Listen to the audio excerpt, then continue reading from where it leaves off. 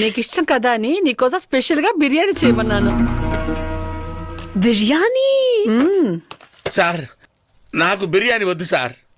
మీ కుటుంబంతో భోంచేసి మీరు హ్యాపీగా ఉండండి సార్. నువ్వేమన్నా కోతా తెచ్చేది?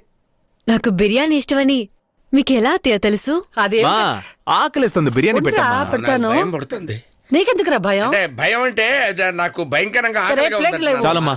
బిర్యానీ పెట్టమ్మా, పెట్టు. బిర్యానీ పెట్టమ్మా, ఆ? పెట్టమ్మా. ఎందుకనోలే? ఆహా, పైకి చూస్తుందేంటి సార్? మ్మ్? ఇప్పుడు తినేది ఈవిడ అదే? ఎవరైతే ఏంటి, మూసుకొని తిను. అమ్మో,